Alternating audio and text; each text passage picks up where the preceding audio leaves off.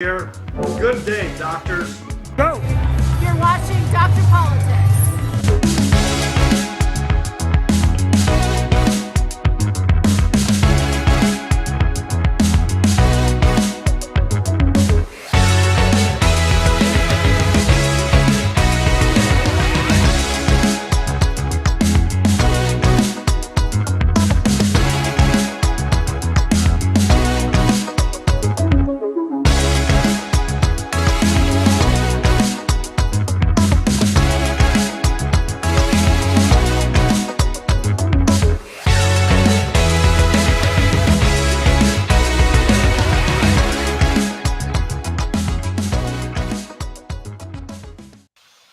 Hey, what do you guys think? Do you like that better?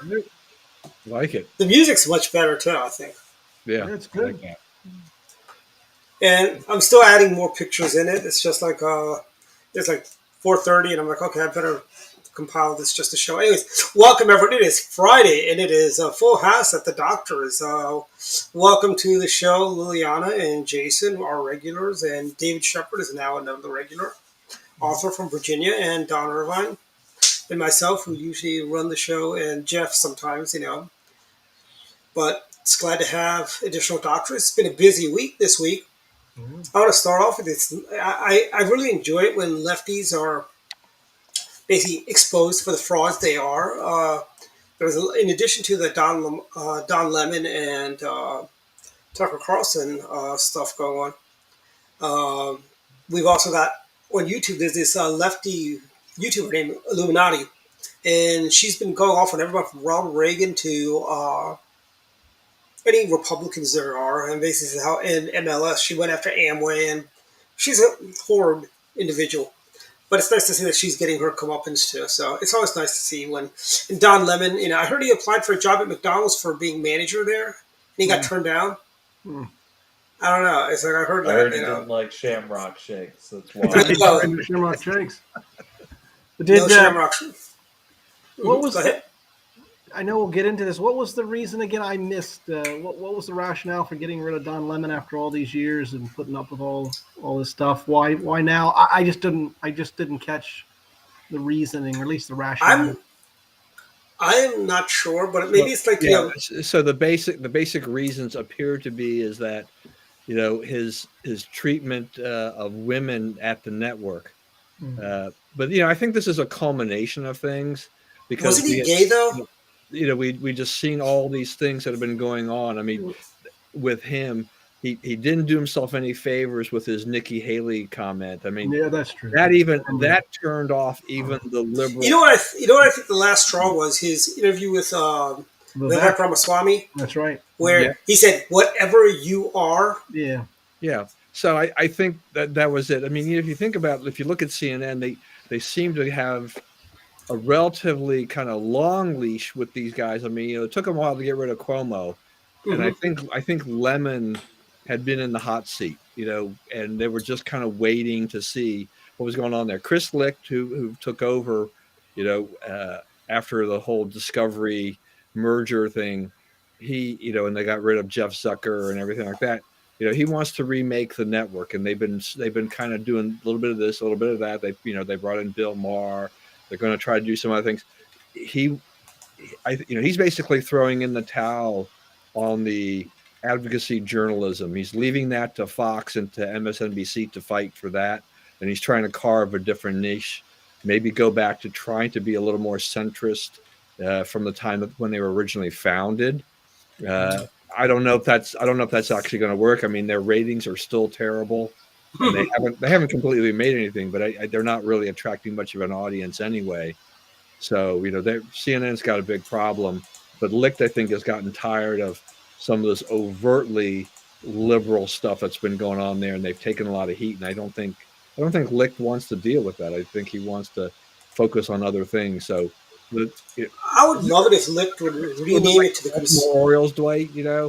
Yeah, Orioles have got a low payroll. They don't have to put on the greatest team, and they can make money. They made money even during their lousy years, right?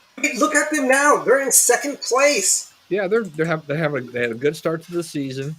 but for the Orioles, you better still watch out because Angelos, they're not putting any money into that team. And if you think you're going to hold on to an Adley Rutschman or things like that, Yeah. that Well, I think from a what's going to baseball, happen is until the Angeloses decide to actually sign their stars to long-term contracts, just Mhm. for O's fans, just be happy with what you got for now, because when those guys are when their initial contracts are up, their chances are they'll be playing elsewhere, and the Orioles will be right back to where they started from. Well, I was talking to a friend of mine who's a big Red Sox fan, right? And I go, you know, he goes, it's only early in the season. I go, look, this is as good as it gets for Orioles fans. We're just really gosh darn happy that we're kind of like John McCain, just gosh darn happy to be part of history. When he lost to Barack Obama. Yeah, I mean, it's baseball's a long season, so when you're 25, 26 games in, and you still have 136 plus games or so to go, this is far from a definitive statement on anything at this point. I mean, even the Tampa Bay Rays, I mean, hot start, who knows how they'll finish, right? Mm-hmm. But so I mean, but CNN, as long as they can attract enough people, enough advertisers, they can still make plenty of money. So Yep. it's, I think they're looking at the bottom line. They're trying to figure out what it is. And the media landscape is tough, right? I mean, you're seeing how tech and everything else, all these layoffs, almost a daily, drop of who's laying off who and what company is on the verge of folding and things like that. CNN isn't immune to it. I mean, ESPN, Disney just had another round of layoffs, and that hit back into ESPN again too. So it's not easy to make the kind of money they used to make in the media space. Well, I Yeah. know ESPN has given up talking about sports for a while. They seem to have gone political there. Well, I think they got back. Jamel Hill is long gone. She's now with the Atlantic, and she can spout her leftist stuff from there and all her stuff from there. But I think they learned a harsh lesson with getting overtly political. I mean, you can still watch their shows, and you will see, there'll still be political discussions, things that happen. They'll get into that, but I think ESPN has bounced back. They've kind of bounced back from that kind of low point where they were getting embroiled in all those things. And I think they tried to put a little bit more distance between them and the politics. Besides the sports personalities themselves, the players and everything like that, the leagues, they're getting all in on this stuff anyway. What professional sports league isn't just diving headfirst into social justice and all this other stuff? However, I think the New York Islanders drew the line on that social welfare stuff in the NHL. Yeah, didn't the NHL commission a study to find out why most of the players are white, or some bizarre thing they needed to have a study for? Yeah, I mean, how much are we going to have to live through where we're just seeing that everything is based on these percentages? It's like, well, hockey must be racist because majority of the players are white, and we know majority of America is no longer white. It's like, what is your rationale here? Yeah. It's crazy, and it's a crazy mixed up world, I mean, by the way, talking about Tucker Carlson at Fox News, I think it may end up being like, do you guys remember when Chris Plant was fired from WMAL? Then they brought him back a few months later because ratings tanked. Yeah, I think so. But I think that may happen with Tucker, but there's stuff out here in the behind the scenes that I can't say.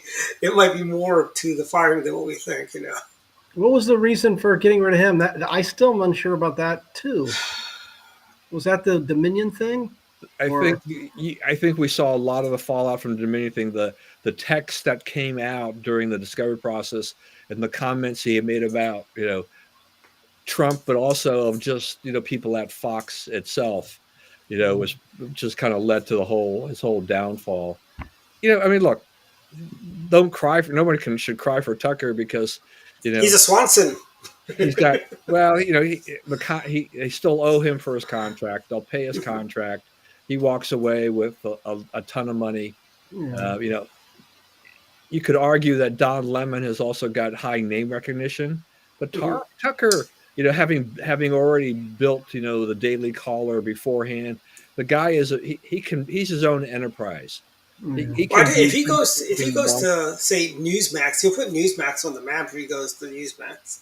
Yeah, I mean, I don't feel like he could do something if he like was willing that. to take less money, and Newsmax had the money to do that, I mean, Newsmax is going to have their own problems because Dominion is it may be out of the way for Fox, but they still have to face Smartmatic. But Dominion and Smartmatic they're going after after Newsmax and OAN, and those guys don't have anywhere near as deep No. as And Fox does. Newsmax is already having problems staying on cable. That they had their contract terminated with DirecTV. Now it was kind of found out that they were the ones that didn't want to pay the fees associated with the contract. So they got taken off of DirecTV and claimed it was censorship when that was not the case. So no, I think switching to Newsmax is no better decision. The airtime that he would get is just not what you would get on another. Now I saw something on Twitter that the direct that he might be the next director of OAN. That someone with That's another one. the owner of OAN that said that, oh well, we're going to talk and we're going to give him an offer, and Tucker hasn't said anything about that yet, but no, I don't quite know what entails in this future, but I don't think it can nearly be as much money. I tell you, if News Nation, which has deep pockets, if they were smart, they would snap him up. I thought And I News think Nation was they're in the one that rumor was mill like for that as well. nonpartisan. But what's interesting is that with Bill O'Reilly, with Megyn Kelly, with Glenn Beck, they've all been through that ringer at Fox. They all were ousted, and there's a private venture capital fund, the Red Seat Ventures, and what they have done is that they actually signed these guys on, and they created platforms for them for podcasts and all kinds of other things. Now, they're not making. I don't think they can't be making what they were making at Fox. I mean, because they were making definitely big bucks there, but they can make a pretty decent living. Because all of those guys have got pretty high name recognition, and they had an audience. You won't get the Fox audience. I mean, there's just no way to replicate that. And when you go off on your own podcast and things like that initially, but they're all smart people. Megyn Kelly is she's doing fine. I don't agree with everything. I've listened to her podcast, and I finally had to delete it from my feed because I got really tired of all her focus on Harry and Meghan. I'm like, okay, it's like a daily just beating the drum. She has a show on one of the XM stations too. She has Megyn that Kelly. too. Yeah, she's got a lot of things, and she's smart. She's on the same channel that Dave Ramsey and I want to say Glenn Beck's also on. Yeah, so I think they're going to be fine, and I think if you go to a Newsmax or an OAN, you're taking a step down anyway, because actually those networks they don't have the money, and they also don't have, as a result of that, their production values are much lower. Exactly. By the way, just put them side by side, and you're like, oh. Yeah. I mean, this is for Don and Dave.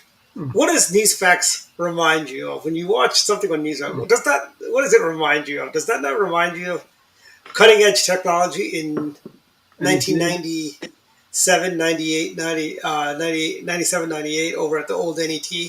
I mean, when we did it at NET, it was cutting edge. Today, it's not cutting edge. It's like. Yeah, I mean, at the time for NET, I mean, it wasn't really that bad. No, it was great. It was actually pretty decent. I mean, but after now that we've had, decades of improvements in technology, and you look at the Fox Newses of the world kind of thing like that, you look at what big money and into cable can do. OAN actually looked pretty good. Actually, OAN's production value is better than Newsmax. Newsmax just, when I saw it, and they had Cal Thomas on, which I thought was funny because I'm like, am I watching like a classic NET program here? It's Cal Thomas. Yeah. But I mean, that's a little bit like when the Washington Times started, back in what was it, 82 or whatever. You hire, you look to try to build your credibility by looking for some of the conservative stars, even if they're kind of past their prime a little bit, to build a little credibility until you kind of get your feet wet. And then you can actually, work on your own in-house talent and build them up. So that helps to sign people like that. But the Bill O'Reillys of the world, the Tucker Carlsons, they've tasted the big money, Yeah, it's hard to imagine that anybody can sign them on the cheap. Well, and remember, Dwight, we did our Ted Baxter, Major Garrett. Remember, we had Major Garrett. That's right. We had Major Garrett, yeah. Major Garrett. I mean, we had a lot of people that are kind of. Izzy Balderas did the primetime news in Palm Beach, Florida. Yeah. Eric Allen went to an affiliate in Houston. So I mean, we had really good talent, over there at NET. Genevieve Wood is now vice president over at Heritage Foundation. Yeah. And I mean, we kind of. Paul Wyrick was a visionary when he started NET, because at the same time Tony Fabrizio was trying to get his conservative television network up and running, which never went anywhere, basically, right around the same time. Yeah. And Paul paved the road for the Fox Newses, the Newsmaxes, and OAN and other conservative. What do you call it? There's another channel. They do that publication. What is it? Names slipping from mine. You guys will know it. Epic Times. Oh, okay. They've got their own NTD is their channel. They're carried by Fios carries them. It's pretty good. They actually have really good stuff if you watch on there. We should send them this promo tape. Call us ourselves the Five, and we'll compete. Exactly. I like that idea. Yeah. If we can consistently get 5 at a time. That's such a popular show. I remember once I was passing out literature door to door, and this woman, I knew they were a Republican household, and she's out working on the lawn. But she wanted to quickly rush in because she said, the Five's about to start. The Five is about to start. And I'm like, what's the Five? Appointment television. Yeah, that's right. But Major Garrett leaving, with Tucker leaving, the thing is, he was like the number one rated, he had the number one rated show in the country. So they must have really had something. They must have a real reason to get rid of There's also he's also facing a couple of lawsuits that we don't know anything about, but it could have been something with that, they just shelled out a lot of money. They probably didn't want to shell out another sum of money. I guess. Is it Maria Bartiromo? Did she sue him or something like that? Is that what I heard? I don't know. I think you're talking about the other producer that Abby Grossberg or something like that. Yeah. I think that's the one. That's the one. That was also the next thing to drop there. So there were some issues there, the potential problems and things like that. But for all of us, it is speculation, right? Because we aren't the insiders and really don't know. And here's the thing: Tucker will be just fine. Oh yeah. Don Lemon, he may go to News Nation also. Join his outcasts from CNN.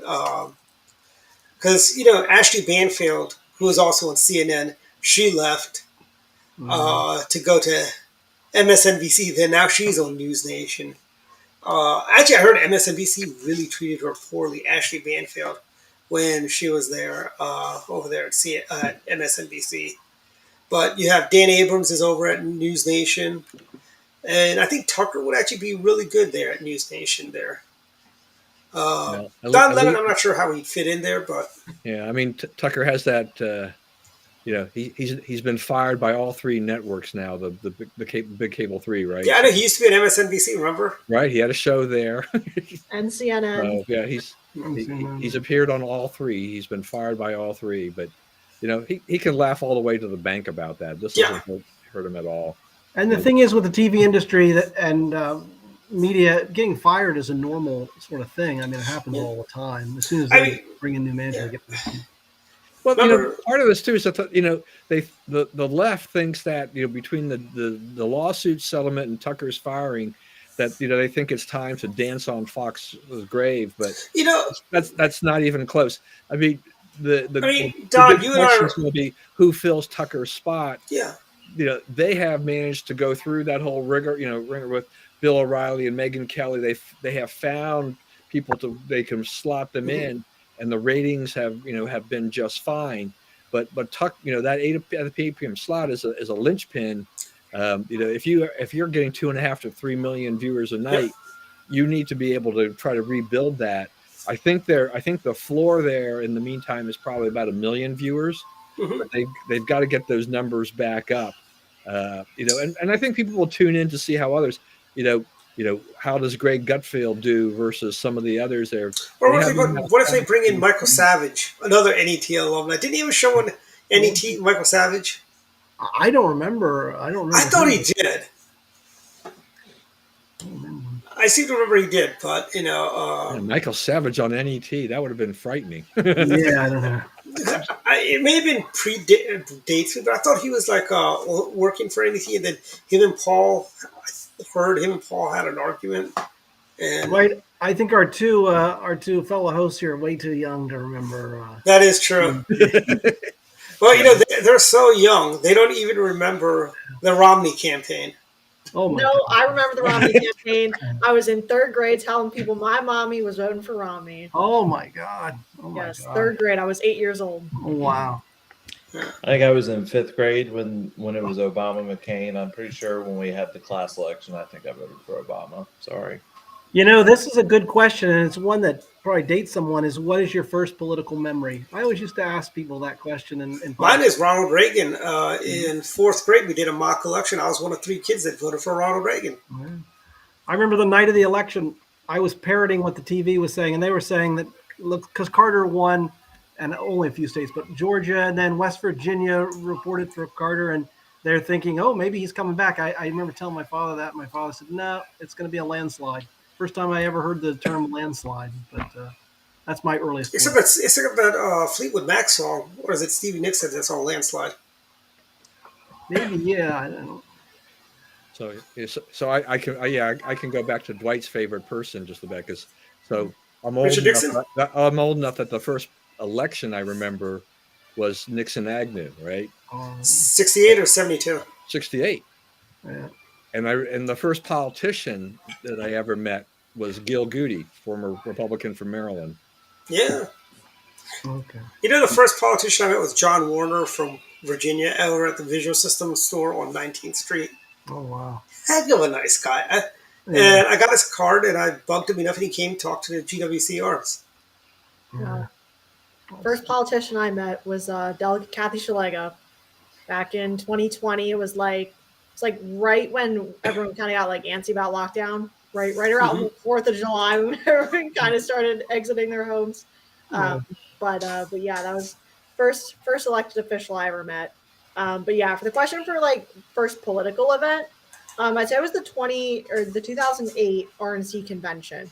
I vividly remember looking at the screen and seeing Sarah Palin giving a speech and being like, wow, she's so cool. And since then I've hardcore Republican. So all right. So what do you feel about Sarah Palin today? I think if we didn't have ranked choice voting, she would be in Congress. I think she's definitely a character, but I think she is still. I think I love her. I think her energy is something. I know she can be out there, but I think she'd be way better than Peltola could be right now. Peltola's voting terribly. And as for Alaska, I know she resigned as governor, but like, I don't know. I think she'd be a great congresswoman. All I can say is that I hate ranked choice voting. Yes. I think she should have moved to Arizona and challenged John McCain for that Senate seat in a primary. In Alaska, they have only themselves to blame because the Republicans basically control stuff. They put it in. I know, and I it just doesn't make any. I don't get it. Yeah, I understand in California because it's a bunch of idiots, but it's like Alaska. What happened? Yeah. And we've got some people in our party that want to actually have ranked choice voting in Maryland. Yeah. If you remember, we had an event where somebody asked Dave Bossy, "What do you would ranked choice voting help us?" No, they'll choose they'll choose 2 Democrats and then not. Exactly.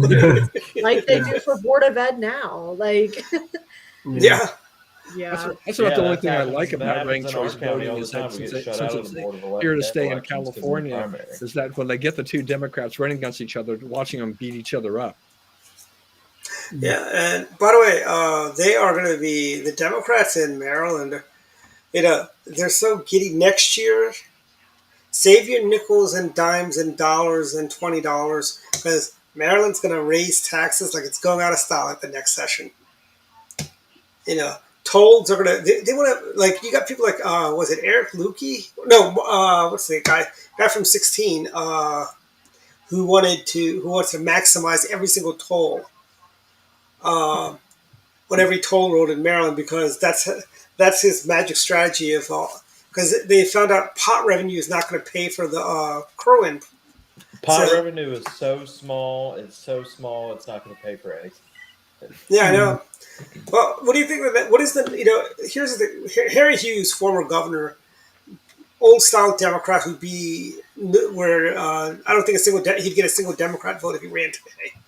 But Harry Hughes was in his book talks about how Maryland had a budget crisis in the 70s. And he brought in that's when the Maryland lottery came in, 72 I think or 73. I think it's 73 because it's 50 years this year, right? The Maryland lottery. They brought that in. Then we had another shortfall in 1982. They brought in Keno, or is it 85? But then they brought Keno. Then we had another shortfall under another Democrat governor, and they brought in what do you call it? Actually, they brought in slots because when Governor Ehrlich wanted slots, which was actually the smart way of doing it, he was the Democrats were all like mocking him, saying slots for tots. But the Democrats now, what's worse, slots for tots or pot for tots? That's these Democrats. And then when Marty O'Malley becomes, they couldn't put in those slot parlors fast enough. And I think there's not much left to legalize. It'll be either prostitution, heroin, or I don't know. Don't give me any ideas. Don't give me any ideas. It's like I know there's a couple of Democrats that do watch our show. What was the joke? Speaking of taxing, Bob Dole said he used to tell Ted Kennedy. He asked Ted Kennedy, he said, "Well, I want to tax your memory on something," and Ted Kennedy said, "Really? Can we do that?" Don't give me any ideas. Yeah. Speaking of Kennedys, it's my boss, Senator Kennedy, that says The good Kennedy. yes, the good Kennedy says if you're gonna throw a party, you got to pay the band. Okay, That no one seems to think about anymore, so especially with Kerwin. yeah. Let's pass $40 billion for education, and then no thought about paying that. Yeah. And speaking of Kennedys, RFK Jr. is running for president. Do you think he's the Eugene McCarthy of 2024? And ironically, it was Gene McCarthy who got his father into the race, who got RFK Sr. into the race because remember in New Hampshire, he came from nowhere, McCarthy, and it came close. And that wounded, or so they say, mortally wounded LBJ. And then Robert F. Kennedy got into the race, Sr. So I kind of like him because the media hates him so much. I don't know much about Robert Kennedy, but I know he's a Kennedy. He likes to tax things and spend. Yeah, but the media attacks him so much. Can he be all that bad? He's the big anti-vaxxer too, right? Yeah, that's right. That's what they're going after. In fact, they censored him. Apparently, he did an interview. You heard the Democrat Party is not going to do any debates in the primary. 0 debates. Wow. So Martha Williamson, a.k.a. friend of Oprah's, and Joe Kennedy, we're not going to be on any debate stage with Joe Biden, which that just screams of Politburo politics, Yeah. Well, they're protecting, and it's ironic because Biden's like an old Soviet leader, like Chernenko. They just kind of push him up there and hold him up. Do you think they wheel him around the White House on a dolly? They prop him up, strap him in. Did you see the scandal? The card, he had flashcards. Did you see that? Only the Daily Telegraph reported that. I didn't see that on my news feed from the American media, but Fox was reporting it. Okay. It was all over Twitter too. They're still talking about it. They were still talking about it this morning. Yeah, the LA. I think either the Hill or the Washington. I think it was the Washington Post that reported it too. Yeah. It was on like social media. Is there a lover spat over at the Washington Post that they're saying some bad stuff about Joe Biden? Is there a lover spat there? A lover spat.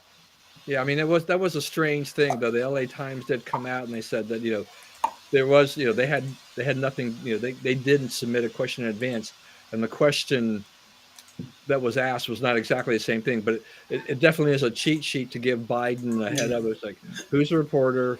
How do you pronounce the name? And what's the, what it's like? What are they likely to ask? Kind of a thing like that. They do this for Democrats all the time. Remember Donna Brazile snuck the debate questions to Hillary in 2016? Right?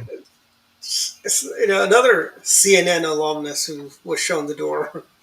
Yeah, but tipping off someone with questions is a no go. That's no good. You can't. No bueno. You can't do that. I mean, do you guys remember when Dan Quayle, when he was vice president, they did the red pen trick, where they only asked people that had a red pen, and then the reporters, everybody held up a red pen.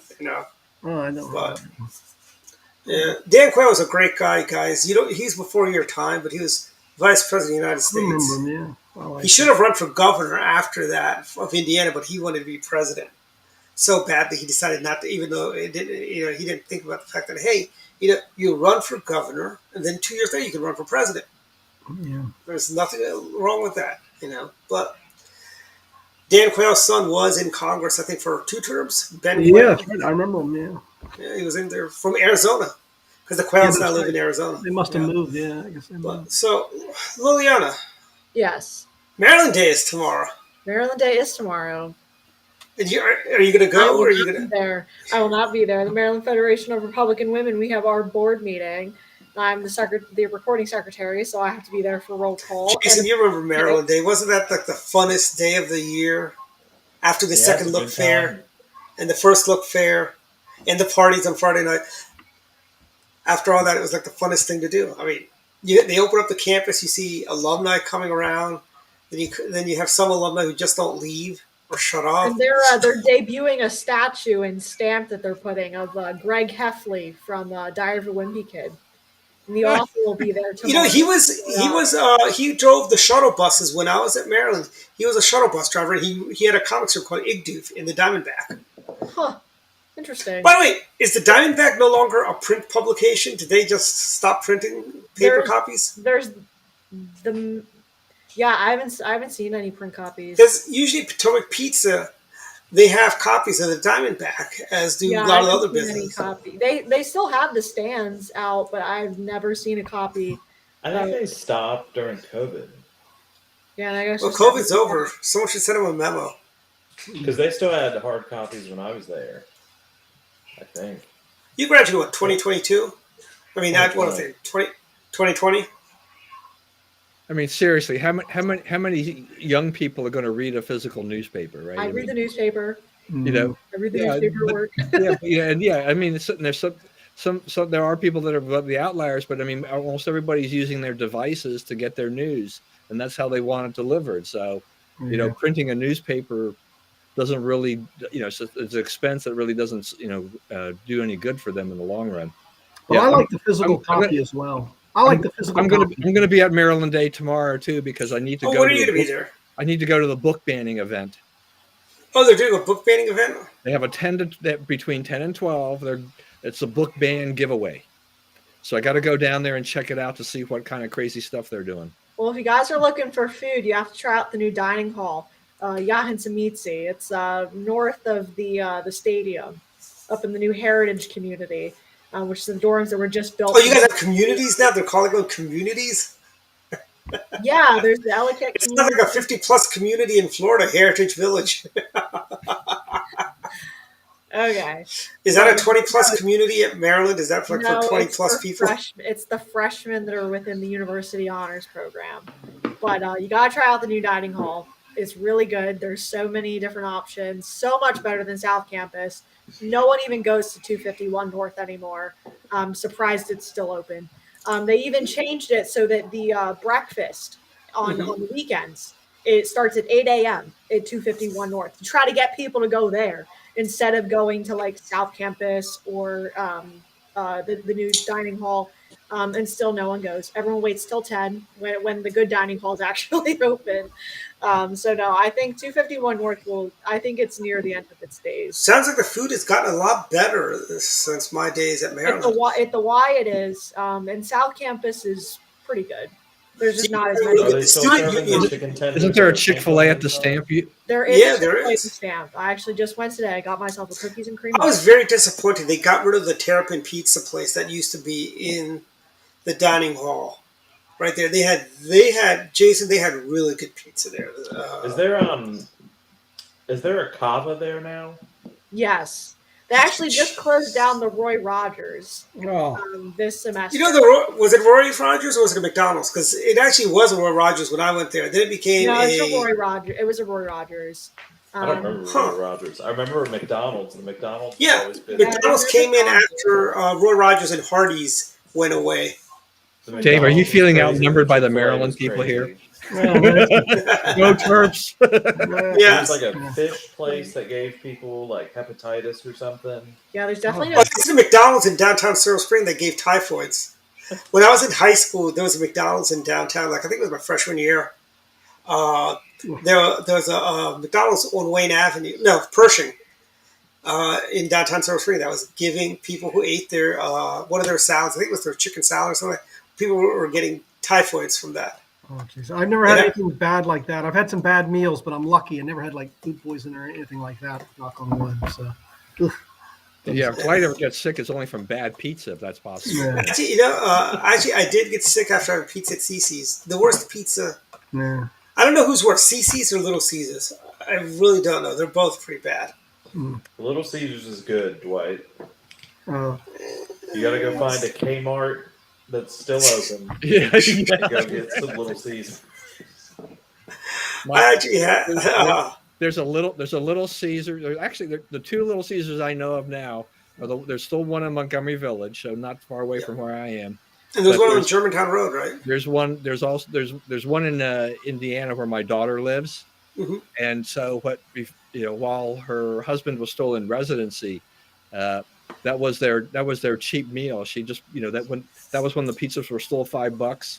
mm, Mhm. It used to drive my wife crazy because we'd go down there to visit, and then she'd order these pizzas, and my wife is like, she's the Papa John's pizza type or something like that, and to compare the Little Caesars to Papa John's versus like, oh, I don't know if I can eat this pizza, but this is all she can afford, so okay.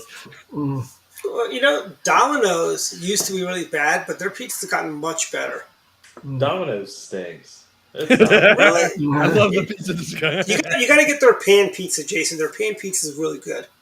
But, And I'm you a end up- pizza. but if you get the fancy stuff at Domino's, you end up spending like $25 when you could have just gotten a good pizza from somewhere else for that price. That's true. I mean, Domino's is not in my top 10 of pizza places, Mm.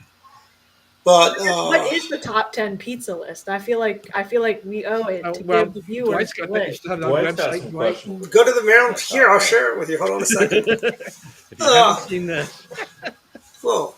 Dwight's got that like gas station in Dwight's like pride middle of and joy nowhere, type of thing. Virginia. That's actually really good pizza. It's actually over in Emporia. Yes. Truck stop pizza. This is it. Oh wow. Three brothers, stained glass, Papa John's, Pizza John's in Essex, Mama Lucia's. There's like a million different Mama Lucias though, and they're all different. No, actually, they're all pretty consistently good. At least the ones in Montgomery County, the three that I've gone to. Continental Pizza in Kensington. And of these, I have to say, Yeah, Our fearless that's leader- been there for like ever, hasn't it, Dwight? yeah. Remember our friend Dr. John used to work there when he was in college. Hmm. And I was telling him about the price. He goes, wow. And probably the prices are still really good there. You can get a large pizza for like $8 Oh, wow. or $12, something like that. Dwight, if you want a good gas station pizza down in East Tennessee, there's a gas station called Weigel's. It's a chain.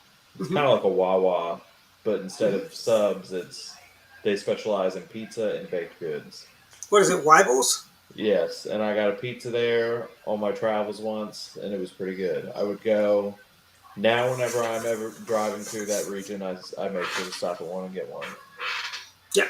When I drive down to Does Florida, Buc-ee's serve pizza, Dwight? no, they don't. They do serve pulled pork, which is very famous from what I understand. And but Bucky's is like a religious experience. It's kind of like, I was trying to but plan out a road trip for the summer with my friend today. We were gonna do a road trip to go to find a Bucky's along the way, going to Graceland, but then we settled for Ocean City. Don't rollers. There is a Bucky's on the way to Graceland. It's like right outside of Nashville. Yeah, it's like it'll be like it's like a 15-hour drive, which I'm like I'd totally do. If you're gonna do 15 hours, just drive to Florida. You'll pass 2 Bucky's. One in But Graceland Yeah, is but Graceland's not that way. Graceland, man, come on. the king of rock and roll. You can make Lil. You can. I drove from here to Memphis in one go. you can do it in a day. Year and a Well, half ago. back in oh my gosh, it was like right at New Year's. I decided it was like a week after I came home from the fall semester. I was so bored. I told my mom, I said, I'm leaving for Boston tomorrow. She goes, what? And I left. I drove up. Decided to leave on New Year's, which was the worst mistake I could have possibly made. It only took me like 6 hours to get to Boston on the way up, but it took me 9 hours to get home on the way back because Getting out of Boston traffic. everyone was going to New York City for New Year's. so I left at like noon, got back at about 9, and fell asleep and woke up in the next year. I was. It's funny those Red Sox fans have to go to Mets country to watch the New Year's because they can't put on their own New Year's display in Boston. Yeah, which I learned that Boston. The first thing I did as soon as I got there, I went to Cheers. I love Cheers. That is one of my favorite shows of all time. First watched it when I was 15, then watched it again, understood all of the jokes. But no, I loved it. Well, Like, Liliana, Cheers was just a holodeck program on the Enterprise. Just saying. That's the other reference. It's Spiro Agnew, right? It's got to be something Star Trek related. And I didn't mention Governor Agnew at all today. But There's still time Governor to Agnew, do the only Marylander that got really close to living in the White House, and if he had just told the guy, "Hey, I don't need this money now," he'd have been president. we would have a president. I found on eBay buttons that said Agnew 76. I got outbid by it, but I'm thinking, who's bidding on these things if I'm being outbid on that? Maybe Garrett's the secretly bidding against me. Well, Dwight, I don't know if you can make this out, but I've got the Spiro T. Agnew watch. Oh wow! Oh, That's very cool. It's Is it like the Nixon watch they had, where the hands went backwards? yeah, you got the hands. He's dressed in red, white, and blue. This was produced after one of his scandals in the early '70s. My father bought one, and it is. We've lost Liliana. Campus Wi-Fi. There you go. Okay. You watch. I was saying we lost campus. Is it campus Wi-Fi? No, not campus Wi-Fi. No, Edu Rome is working right now. No, I had to show my little political. So this is a Bill Clinton clock that ticks backwards. So it goes counterclockwise. Rush Limbaugh used to push that on his show, on his TV show. I found it at a Goodwill. There was no price tag on it. It was behind the counter. It was the Goodwill in Phoenix, right over the Baltimore County line. And I'm looking at it, and I said, "How much for the Clinton clock?" The guy goes, "What?" I was like, "The Bill Clinton clock."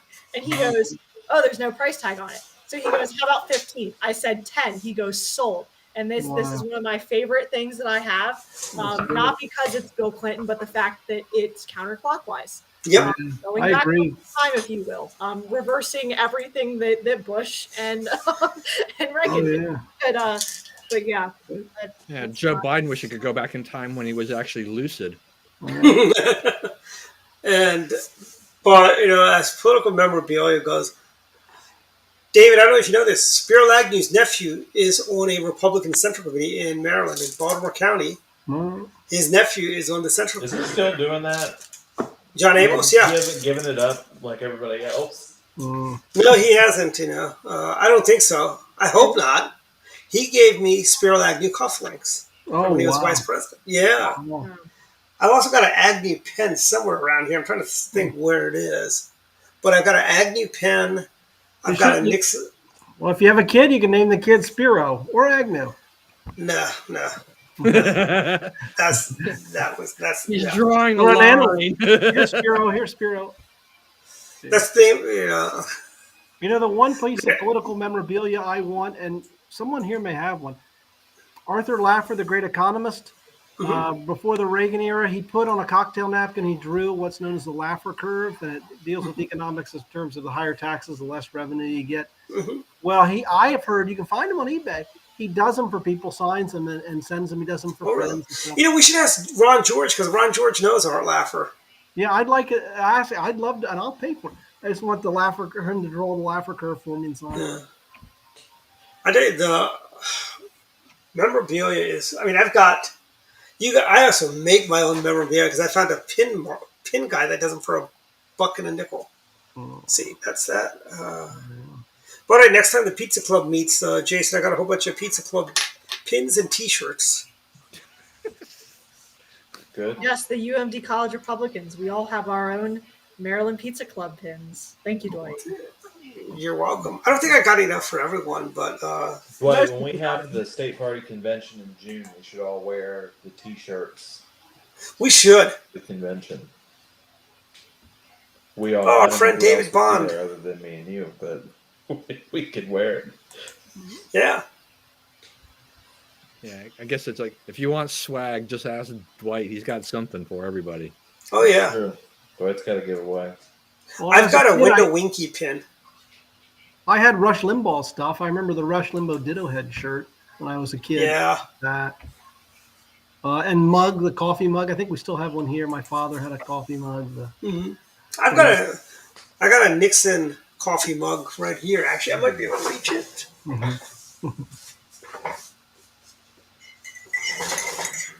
Oh yeah, that's right. It's got. Oh, that's good. Reagan Oh, I bobblehead. like the bobblehead. I like that. Yeah, he sits on my desk. Well, I got my Reagan bust. I don't have any political. And yeah, then I showed it before we Memorabilia in this started, room. but the mac and cheese, the Republicans in 2004, Oh, that's good. the mac and cheese they had it in like elephant shapes. Now Yeah. it's Oh, not. that's good. Yeah. And You know, they didn't do that for 2020 or 2016. You know that? I know they did not, but 2004 is the superior year. It's when I was born. Oh, So 2004. Wow, you are young. Oh, you were I- young. Oh, my God. I turned 51 this year. And, you know, I'm not feeling my age yet, except actually, although it is that's not true. Because a couple weeks ago when I got back from Florida, I was taking luggage out of my car, and I did something to my back. Mhm. I mean, it hurt. Like, you would not believe I could not stand up straight and stuff like that. Yeah. Luckily, it was just a pulled muscle, and ice and heat and muscle relaxants did the trick. You know, but it was crazy, you know. Well, the Youngkin was smart in terms of political memorabilia because remember he was known for his vest, the red vest he would wear, and then he starts marketing them. I shouldn't say that. I don't think he sells them, but I mean he gives them away, and they're very valuable. Official yeah, you can buy knockoffs, but the official Youngkin vest goes away. Does he not have an official Youngkin store on his campaign site? Maybe, but I don't think the vest you can buy. I don't think is actually his official. He has his official type, but. Oh, does he? Yeah, so they're giving away. So in Virginia, in political events, when you see someone with a vest, the Youngkin vest, you know that's someone pretty important that Youngkin had given them a vest. So I think it's a great marketing strategy. It's a great idea. I tell you, you know, I think, You remember Lamar Alexander with his plaid shirt? Remember that? Yeah. The checkerboard You know, shirt? well, you know, when I ran for council last year, my trademark was pizza. We had pizza at every campaign event, I think, right, Jason? I think you so. actually- I do think you had pizza. Yeah, You've come to multiple events, yeah. We didn't have pizza. We had Bob Ehrlich, though. We kept that classy when Bob was there. You know, and speaking of Governor Ehrlich, 20 years ago, he was governor of the great state of Maryland, fixing all the screws that Paris Glendenning did over his 8 years reign of terror on the state of Maryland. Yeah. You know, But we've got other topics, Don, that we need to talk about, right? I think. Do we? I mean, we talked about as Maryland as Day. the show winds down. Yeah. Oops. We've got the war in Ukraine still going along. You know, our friends, the Ukrainians, you know, they're keep on winning, you know. And I like to use my Deep Space Nine reference. It's like when the changelings thought they could conquer the Federation in one swoop. And the head changeling said, I guess this war's going to... this war's going to take a little longer than we all thought, huh? And then as they beam off, Deep Space Nine as the Federation Armada is coming to reclaim the space station. But Yeah, it's been going on. We're over a year, right? I mean, this is over a year. Yeah, I mean, so it's going on for a while. It's got to be taking its toll, certainly on the Ukraine, but you would think on Russia too, unless they're totally getting around the sanctions. I mean, you would think that you think it would have to bite them at this point after a year. I think it was like last week that Japan announced that they'd be buying oil from Russia. I know, really, Japan. What are you thinking? I know. So there are definitely ways in which they're still getting some sort. I mean, the Indians never stopped buying oil from Russia. Yeah. You know, I mean, it's like, you know, you guys are allegedly the world's largest democracy. What are you doing? You know, you guys are democratic. You know, stop cozying up to the Chi-Coms because it never works out well for you guys. Because they did this when Nehru was the PM, and the Chi-Coms did an invasion. And then they had, it's like, you've got all these skirmishes at the border with the Chi-Coms, you know. And well, there's disputed territory, right? They have a dispute, China. Yes. China claims it's their territory and really isn't, you know. It's kind of like China claiming Tibet is their territory when it never was. You know, whatever happened to the free Tibet movement by the left, that used to be the left's favorite cause, free Tibet. And then there's Philippine Islands that the Chinese are now claiming as well, or I guess they have claimed, but they're apparently making some moves with the military. We need to get our Air Force base back in the Philippines. We need to make that happen. Yeah. We need to contain China, you know, bring back John Dulles' foreign policy. Let's kick him out of the UN, recognize mainland China, and isolate them. And then we're treating China with kid gloves. We never would have done this with the Soviet Union. We never would have given Soviet Union most favored nation status. Nor would we ever have been a trading partner with the Soviet Union. Why did we ever? It's like, did we forget that China was still red? You know, when we were giving them MFN, Bill Clinton gave them and Lucite gave them, was it Lucite or Lucent? That gave away technology that improved their missile targeting systems, so they could they could hit us more precisely with their missiles. Yeah, we just saw dollar signs. They just saw dollar signs. They saw the big China, and they had the dream of China, this great roaring economy. Yeah, that's true, but I think it was just a thought from an economic standpoint 20, 30 years ago that we'll give them MFN, do what we can to work with them. We'll help them, and they'll help us. But you realize that they really haven't moderated that much in terms of their human rights. Maybe we should have rethunk the whole Marshall Plan also about keeping the, you know, like we forced all the European powers to give up their colonies, you know. Just saying, you know.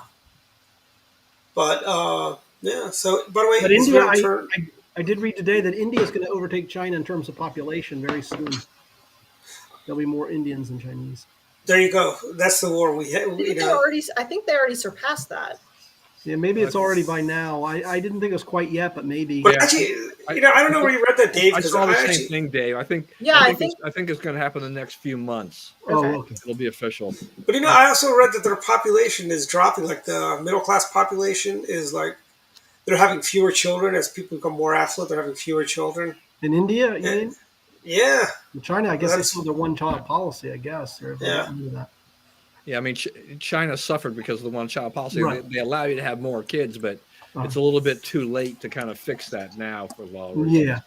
Yeah, because the kids. There you go. Look at we've got some of the smartest viewers. Must be the latest stats. There we go. Yeah, we've got some of the. All right. Well, then I was strong. I stand corrected. I didn't think that was had happened. We have some of the smartest viewers. Yeah. On the internet. They may have overtaken them in the last few days, although as far as we know. No, I think it was like I think it was like a year ago. Something I know it was in like human. I think it was human geography. last year in high school that we were talking about that. Another thing we talked about is how like Japan is having so few people that are like having kids that they are Kids, yeah. incentivizing to recreate. And it's kind of crazy that we live in a society now where we have more people than have ever existed. But we're having troubles like Eh, creating, and yeah. it's Yeah, kind of not a even- problem. And whether that's because it's too expensive to have kids or whatever, it's just it's a problem. Well, in Japan, it's just the real estate. So in Tokyo, those apartments are so small. My den here would be a large. What do you call a large place for family, a Japanese family to live in Tokyo. But I mean, if you go out to Kyoto and like that, you got some nice places out there. Yeah. It just seems to me a society should want to replace itself, and so it can be problematic if you're not doing that. But I think I say that as someone with any kids. So. I tell you this. I think what do you call? We've got we still hold all the high cards, as my professor at GW once said, Richard Thornton. He goes, even when it looked like we weren't winning, we held all the high cards. Even in Vietnam, we had all the high cards. And I believe we hold all the high cards still right now. China's military is not. I think their military, they may have numbers, but I don't think it's sophisticated as our military. Yeah, Just but, like the Russian military was supposed to squash the Ukrainians in a day or two, and we're here over a year, almost coming up on 18 months this summer. And I think they're going to have to come to the negotiating table, frankly, to have peace. Otherwise, it's going to be a quagmire for Vladimir Putin. And you have Russian. How many Russian prisoners does he have left to throw at them? I don't know. So he's emptying the gulags. I was reading an article about that. It's just that the Wagner group. I mean, they went to the prisons and basically made a pitch to the prisoners. It's like you join us, you get you're going to get paid, and then you get what if you can survive 6 months or something like that or thereabouts, you can go. They'll let you off or whatever. But the question is, if they go to the front line, will they actually survive 6 months? A lot of them don't. I guess until there's a revolt or something, maybe in Russia, unless you have the population rising up against Putin, I think Putin's still committed to continuing to throw more and more. Maybe he'll share the fate of Ceausescu. Yeah, that was a glorious Christmas week. Hopefully, but I don't know.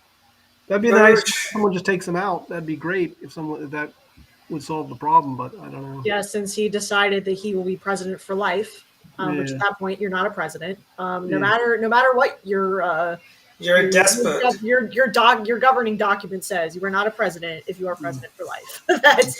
Back in the day, many years ago, I want to say this happened in the 80s maybe, or late 80s, where somebody ran for campus president and declared himself king. Wow. We just got off of an interesting SGA election.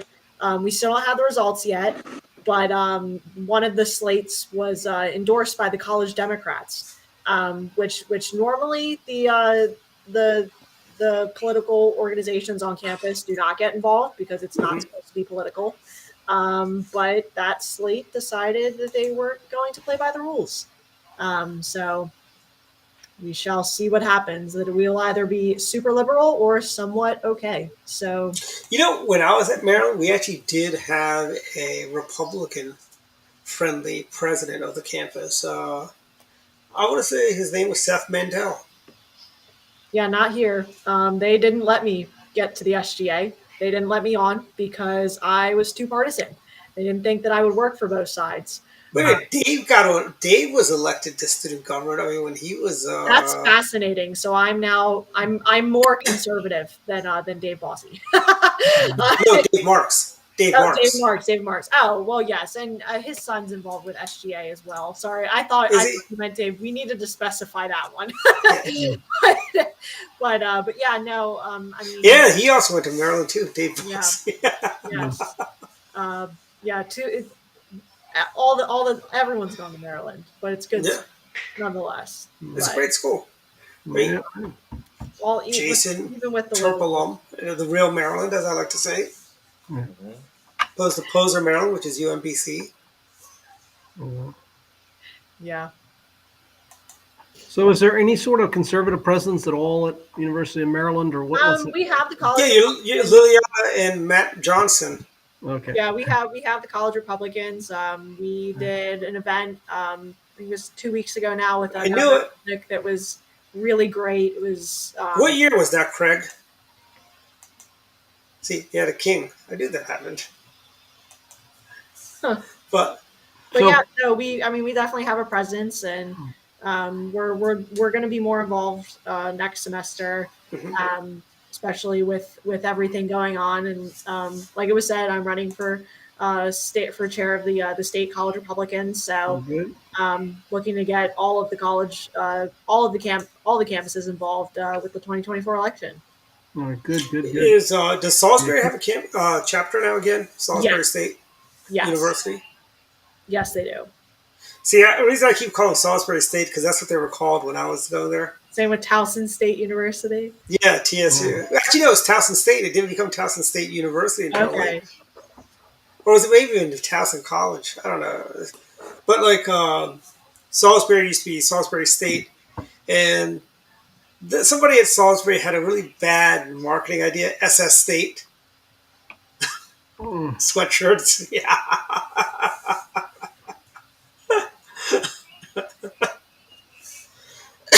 Okay. You know. Yeah, I know. Only could have it at Salisbury, though. So, you think at University of Maryland, if they had conservative speakers, you think it maybe they could be welcome, or do you think it would be like some of these other? We've had, when I was over there, we had a number of conservative speakers come through. Peter King, Okay. former Congressman of New York. Yep. Who else came? We had Roscoe Bartlett came. We had Connie Mack, Dirk Kempthorne. Yeah, I think it's definitely way different now. I bet I could have gotten Spiro Agnew to come to the University of Maryland.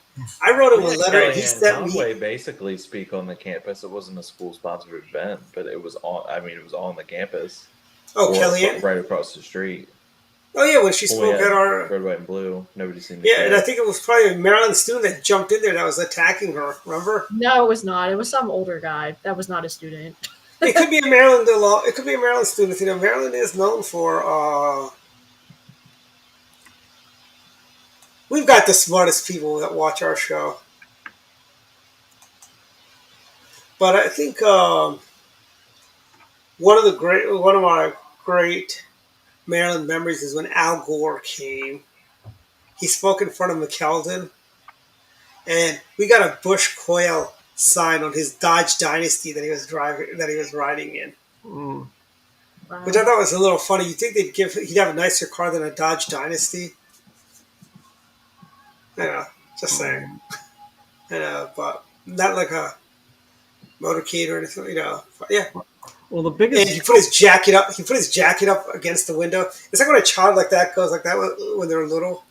He just didn't want to see the Republicans waving the Bush Quail signs in front of him. Well, we had Jerry Brown on our campus once, and I feel bad about this because we heckled them. I mean, we had fun. We had a little too much fun than we should have. There's nothing wrong with that. They heckle our guys. We heckle theirs. It's the game. They know how it's played. And Jerry Brown shushed me. So, Jerry Brown, did you go? Nobody shushes me. Yeah. Only my mother says shush to me. Yeah. But yeah, looks like we're at final thoughts, Don. We are indeed. Yes, final thoughts, Don Irvine. Final thoughts. So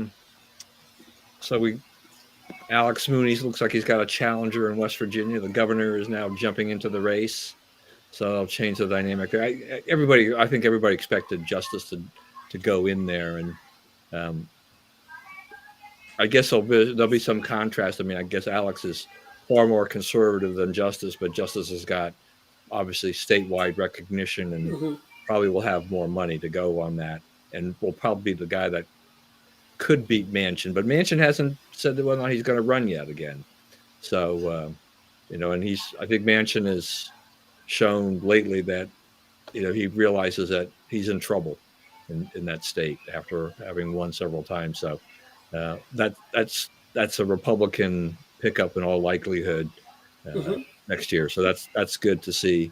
It'll be good for the Republicans, good for West Virginia. Isn't the governor up for re-election next year also in West Virginia? Yes. Yeah, and that's why. So maybe Alex should I run for Manchin's governor. Statement where he was like, "I will win any election that I run in," which I was like, "Is he hinting? Maybe he'll run for governor." Like, like, who knows? Who, Alex or no, Manchin? Because Manchin. He put out a release saying, "I will win any election that I run in," or something like that. Manchin was the governor there before, right? He said, "I will win any Yeah, election." he was governor. Yeah, so I mean, he could. But I tell you, Alex might want to consider running for governor of West Virginia. I saw somebody say that today.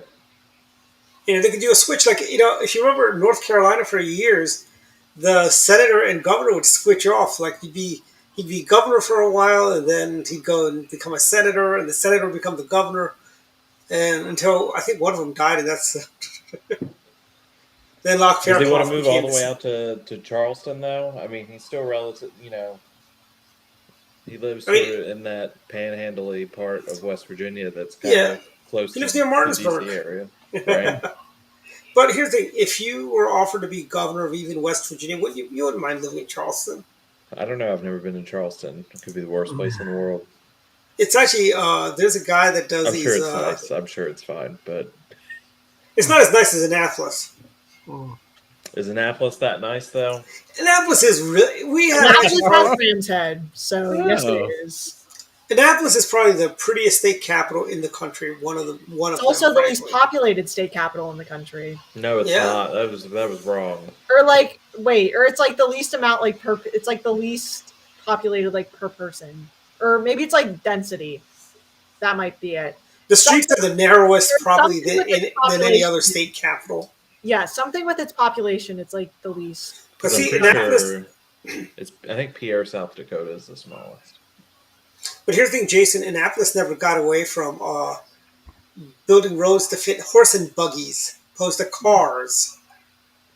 No, that's why there's the small push to make Annapolis a carless city, because the roads weren't made for cars. So contrast out to Salt Lake City, because if you've ever been out to Utah, the roads out there in town are wide, and they said this because when it was settled and everything like this, it was set up because of all the kind of the horse and the buggy, the hand car, all these kinds of things. They had to have it wide enough to have all this horse traffic and whatever, because you go into downtown Salt Lake, it's like, okay, this is actually pretty nice. You actually feel like you're not crammed in, because Annapolis is I don't know, I get claustrophobic when I'm driving. Yeah. Especially State Circle. I hate going that State Circle because you got all those the privileged government employees that park on one side of the circle. I think what we should do is use eminent domain and widen State Circle. Take some land from the Capitol building, take some of those. And it's already a 2-lane circle. If it exists anymore, it's not going to be safe. It's not safe right now. It should actually just be a one-way circle, frankly. I mean, with all the construction that's there right now, it's acting as both a circle and a sidewalk, because now the sidewalk is closed because of the construction, so people just walk in the circle, and then there's cars just driving behind the people walking. I would love to put a sign up there on State Circle of Larry Hogan. Miss me yet? When I was governor, you actually had safe sidewalks to walk on. But back to Don's final thoughts. Sorry for. No. We got that's part of the whole thing, though, is that we get into this thing. We never know exactly where we're going when we say things. This kind of irked me. I mean, Karine Jean-Pierre with the Lesbian Visibility Week, where she, she brings out the cast of the L Word and whatever, and it's like, and then goes on to lecture the White House press corps about the importance of all of this. It's like, I don't care about your sexuality in this case. I don't care if you're a lesbian black female, the whole thing, then you're the press secretary. First of all, is that you're like the worst press secretary I've seen in my entire life. It's like, this is like a deflection for me. It's like, I want to talk about something. I want to talk about the fact that I'm a black female and I'm a lesbian and I'm the press secretary and all this, but not by the fact that I'm actually a terrible press secretary, and nobody, because of this, like no one can fire me because, remember, I'm a lesbian and I'm black and everything like this. So I don't know. I mean, I think even the press corps gets a little bit ruffled about this. She's horrible. But I don't know what Biden is supposed to do about this. I mean, they put her in there, and it's like, exactly how do you remove her unless maybe you make her the campaign spokesperson or something like that? Find her. Or why don't they just? Why doesn't he take a page out of CNN? Fire her. They fired a. Wasn't he gay or whatever? Don Lemon. Oh yeah, he's gay. Yeah. Yeah, and they fired him. And he was black. As he told Vivek Ramaswamy that sometimes that interview that he's black. I think anybody, this administration has made gender identity such a big deal, with all the people they put in the administration.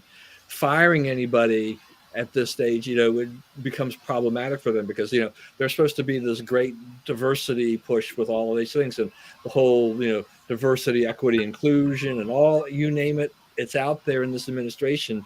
They don't. I think they're afraid of sending the wrong message. It's like, oh, we put the wrong person in there, but how do we get them out of there without creating some kind of firestorm among the supporters of this particular group of people and stuff like that? I don't know. That's why they can't get rid of Kamala. That's why they got Kamala. Yeah. They can't get rid of her either. Make her an ambassador somewhere. That's actually the way to get rid of her. You make her an ambassador, to I don't know, somewhere like, I don't know, Austria or something like that, or Liechtenstein or something like that, where nobody really. It's one of those insignificant countries in the world. Yeah. Hasn't she gone to Guatemala like 3 times? There you go. She could be ambassador of Guatemala. She could stay in this hemisphere if she wants. Yeah, send her to Central America and just be good. Yeah, even if she wants to be ambassador to Mexico. She can confuse the people there, just like she's confused people here with her word salad speeches and everything like that. One of my favorite things I saw the other day was when you have to write a 10,000 word essay and you're trying to make the minimum word count. And it was her talking about time. It was really something. But yeah, no, it is some of the worst rhetoric I think we've ever had from any vice president. Yeah, that is a great clip. He talks about it's time now to do what we've been already doing, and then it's time, just goes on and on. And everyone, everywhere, together. Yes. Yeah. We have to do what we've been doing every day, and what we do. Like, who is your speechwriter? It's so bad. Did she say time is like sand through an hourglass? No, I don't think she mentioned it without hourglasses, but Venn diagrams. See, that's again before I love Venn diagrams. Yeah, or school buses. You know what reference is from Days of Our Lives. That used to be the tagline for Days of Our Lives. Yeah. Like sand in an hourglass. These are the days of our lives. Wow. But okay, couple more real quick things there, and I'll depart there. Just on the 2024 campaign with Biden, for all of us who saw that wonderful video of Joe, with the images of January 6th and all this stuff like that, does it not sound like it's like, yes, I want to run again, for re-election because I'm not Donald Trump. I think that's the underlying message with Biden, and it's kind of scary. I mean, you've got a guy who's old. He's obviously got some mental decline. His acuity is not where it's supposed to be, and he's keeping Harris. It's like, what are the voters, what are the Democrats supposed to do with this ticket? Well, they've cleared the field for him. I mean, no debates. Yeah, I mean this is danger for them. But I think they want to face Trump because they figure he's the guy that they can beat. But they may be underestimating it because now Biden's got a record to run on, and it's not a good record. I mean, they're trying to make the best of it, but it's a terrible record to run on, and it's hard to see that maybe by election time the economy, some of the things that we've been dealing with for the last year and a half. Oh, he thinks he's President Reagan, by the way. Because remember Ronald Reagan in 1983, his approval rating was in the 30s.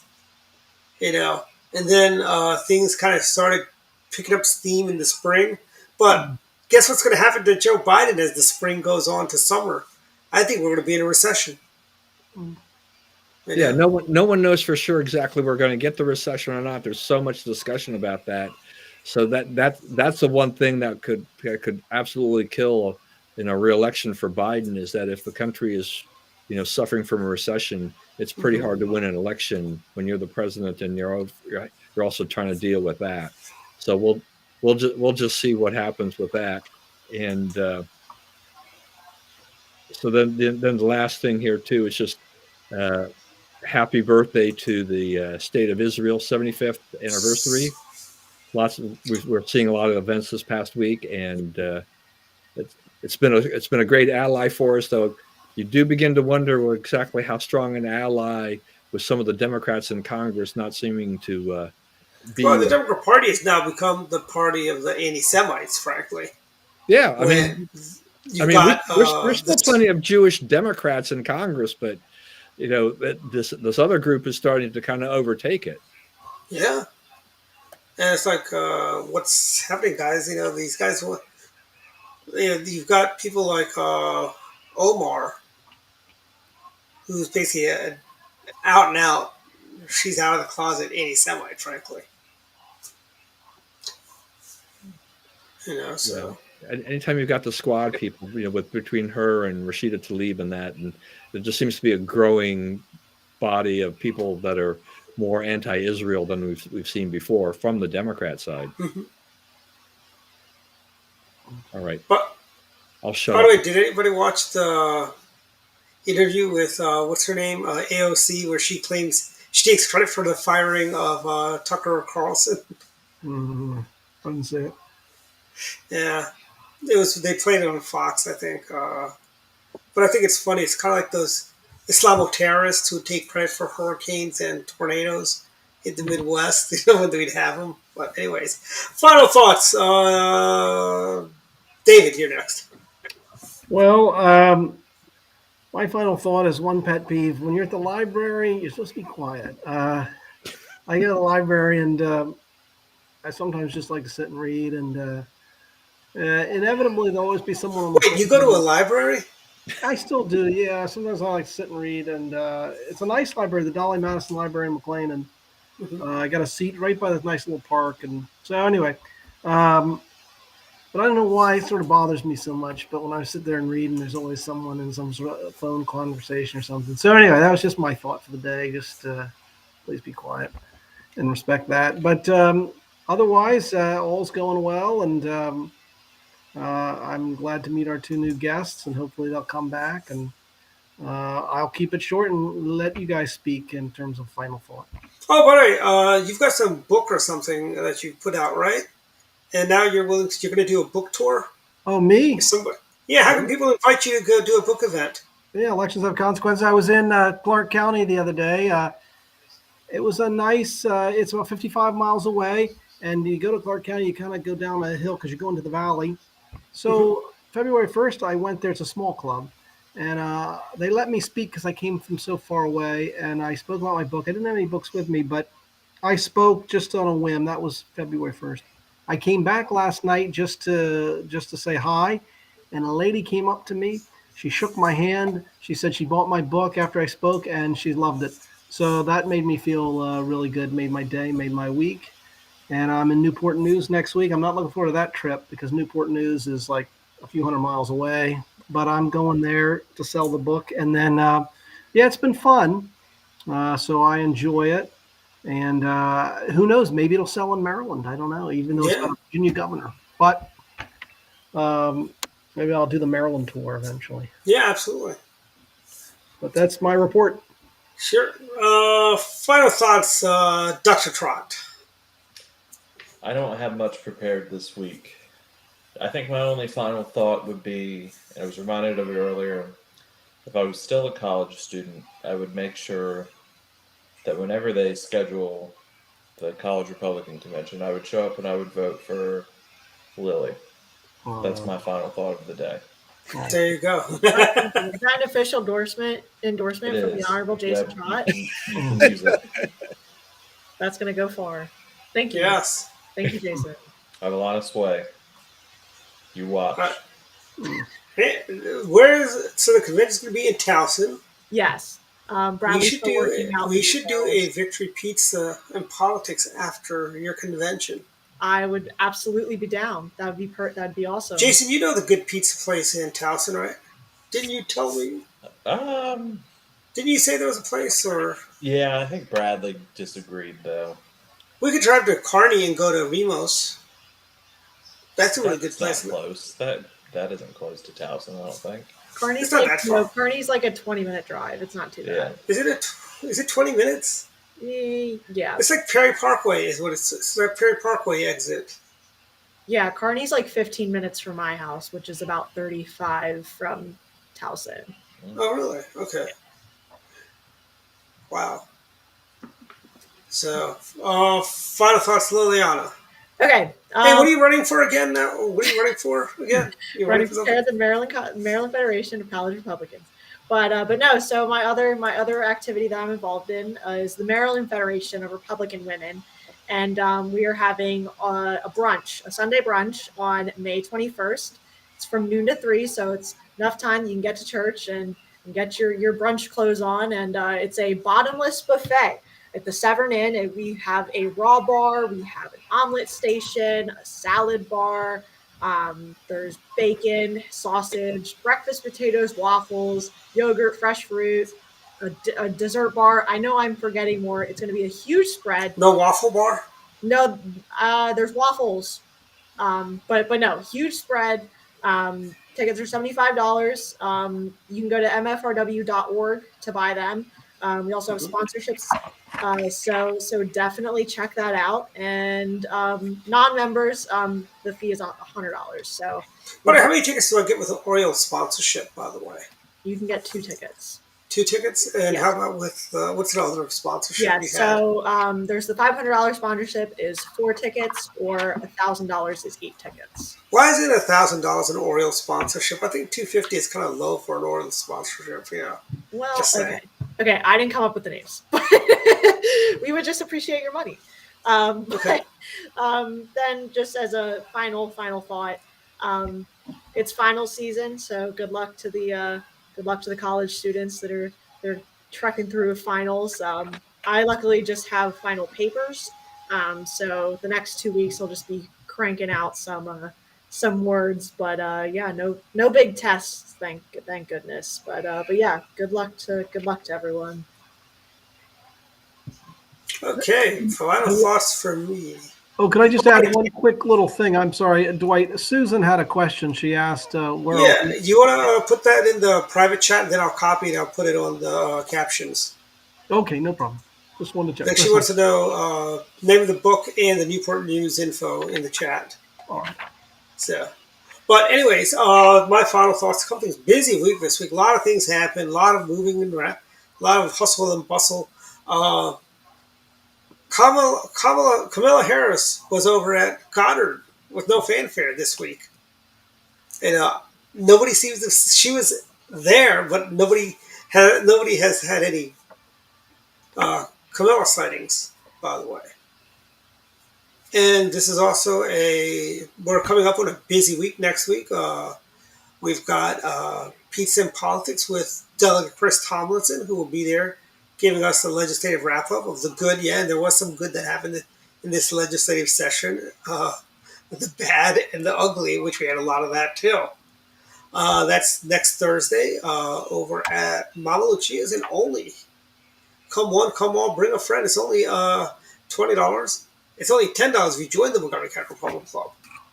Also, next week, King Chuck 2 gets formally coronated as king of the empire. And unfortunately, I wish he would give the speech that he's not going to give, like, I will reconstitute the monarchy and the British Empire. But he's not going to say that. He's probably going to say, he'll probably be some he'll probably talk about the environment and stuff like that. Maybe his brother Andrew. And but it's that's about it. And this week also, by the way, Jason, Cookout mint Oreo shake, really good. Yeah, that's good. There was one right outside of the hotel. There's a brand new one that just opened at the hotel I stayed in Florence on my way back. Oh, really? Yeah, and you are right. That is a horrible. Yeah, you stay at that truck stop hotel, and you're like, it's not that great. No, I stay at the Comfort Inn. Comfort Inn Suites is where I stay. Oh, I thought you were. I don't stay at those truck stops. No, I will not stay at a rough hotel like on the side of the highway. No, I will stay at a. I like Comfort Inn Suites. I prefer DoubleTrees, but there's no DoubleTree on that exit. I stayed at the La Quinta there, very big disappointment. I stayed at the Radisson, a big disappointment. Comfort, and there's this new lifestyle hotel, Host 2, by somebody or another. I forget who does. I think it's a Marriott property also, but I was very disappointed in them. Comfort Inn, the suites are nice, and it's good. I recommend that Comfort Inn over there in Florence. But don't order pizza from the pizza because the delivery people take forever and they always screw up your orders there. That's it. Home too. That's right. You should have just went over to the Buc-ee's and got. I'm past Buc-ee's. By the time I get to Florence, I've already passed the Buc-ee's. What? It's in Florence. There's a Buc-ee's in Florence?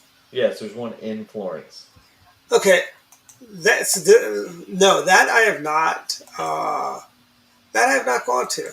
I did not know that. I know about the Buc-ee's over There's a couple in Florida.